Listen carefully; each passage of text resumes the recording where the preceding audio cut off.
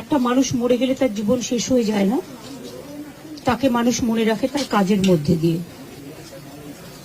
তার আত্মা শান্তি পাক, বারবার তিনি ফিরে আসুন এই বাংলার মাটিতেই।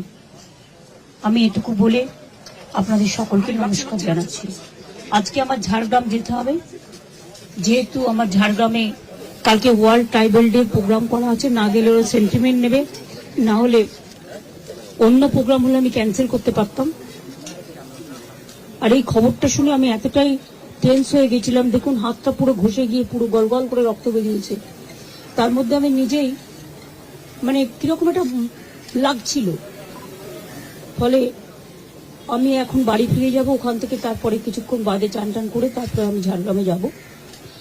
আমি ফিরাদ হাকিম, সিপি, ডিজি, সিএস সকলকে ইনস্ট্রাকশন দিয়ে গেলাম, এবং ববি আর অরূপ সারাক্ষণ থাকবে, টোটাল টেক কেয়ার করবে।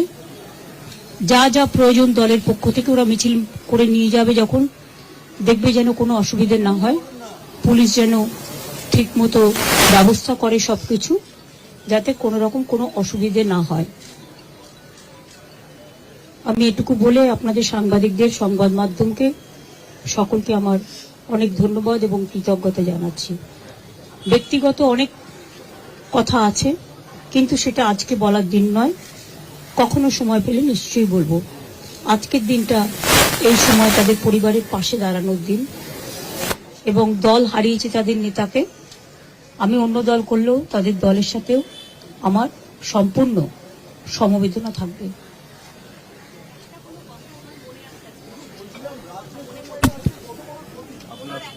না, আমি যখন আসতাম, যতদিন তিনি ভালো ছিলেন, তিনি অনেক গল্প করতেন, অনেক কথা বলতেন, সেগুলো ব্যক্তিগত লেভেলে।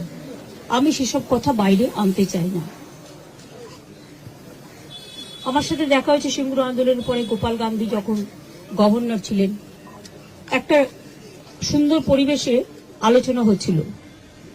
গোপাল গান্ধী তখন জিজ্ঞেস করলেন, আচ্ছা বলুন তো, ভরা থাক গানটার অন্তরাটা কি? উনিও বসেছিলেন, আমিও বসেছিলাম। আমি তখন বলেছিলাম, যে পথে যেতে হবে সে পথে তুমি একা, নয়নে আধার রবে, ধ্যানে আলোক রেখা। এই ঘটনাগুলো আমার মনে পড়ে। 92-তে যখন দাঙ্গা হয়, আমি ছুটে গিয়েছিলাম মহাকরণে, আমার কিছু দরকার আছে তোমার সাহায্য। আমি যখনই কোনো পরিস্থিতি দেশে বা রাজ্যে হয়েছে যেটা রাজনীতির ঊর্ধ্বে থেকে শান্তি রক্ষা করার জন্য, সেটা আমি সবসময় করেছি। এবং আপনাদের সকলকে বলবো, যেভাবে শান্তি রক্ষা করছেন আপনারা, সেইভাবে শ্রদ্ধার সাথে শ্রদ্ধা করুন।